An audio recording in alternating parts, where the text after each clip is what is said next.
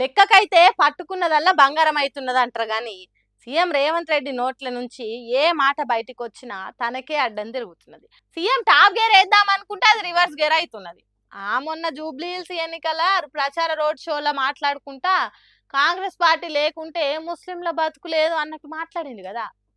దానికి ఓ సాయబన్న చెంపలు జరిసినట్టు సమాధానం చెప్పి हमारा चीफ मिनिस्टर 2 दिन पहले ये बोल दिया था कि कांग्रेस है तो मुसलमान है, और बेवकूफ को यही नहीं मालूम कि मुसलमान है तो तेरी कांग्रेस है।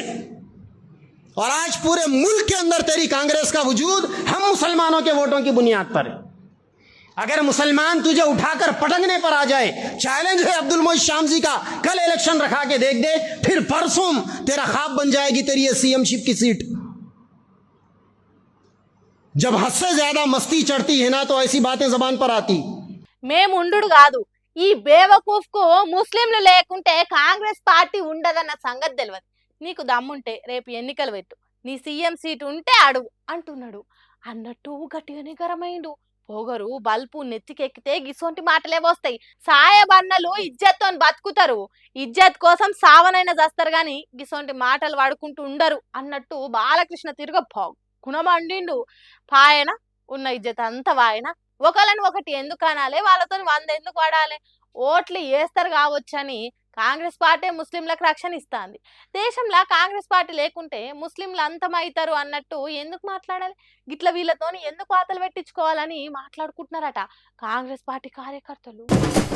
జర మాఫ్ చేయుండ్రి, మమ్మల్ని క్షమించుండ్రి, బుద్ధి గడ్డి తిన్నదనుకోండ్రి, నడి రోడ్డు మీద గజ్జి కుక్క గలీజ్ పని చేసిందని చూసి చూడనట్టు ఉండుండ్రి. ఇవి చేతులు కాదు కాలు అనుకోండ్రి, మీ బాన్సర్ మీ కాలు మొక్తం, మళ్ళా బీఆర్ఎస్ పార్టీలో చేర్పించుకోండి అన్నట్టు తెగబతిలాడుతున్నారట. కారు గుర్తు మీద ఎమ్మెల్యేగా గెలిచి కాంగ్రెస్ పార్టీలో చేరినోళ్ళు.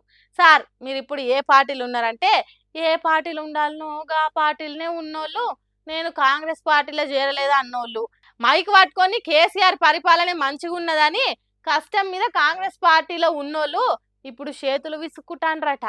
బీఆర్ఎస్ పార్టీ తలుపులు ఎప్పుడు తీస్తుందా అని ఎదురు చూస్తున్నారట. అందుకే బతిమలాడే ప్రోగ్రాం పెట్టుకున్నాడట. మందితో మంతనాలు చేస్తున్నారట. రాంగ్ రూట్ల రాయబారాలు నడుపుతున్నారట. మళ్ళా కారెక్కాలనే కాయస్ ఉన్నది మాకు, జర డోర్ లాక్ దియ్యుండ్రి అని ఒకటే అడుగుడు అడుగుతున్నారట.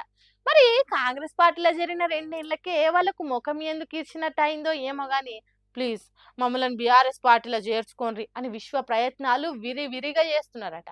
ఉప ఎన్నికల తర్వాత అయితే మనల్నే దేకేటోళ్లే ఉండరు కాబట్టి ఎలక్షన్ కంటే ముందే సొంత గుటికి చేరాలని తెగ ఆరాట పడుతున్నారట.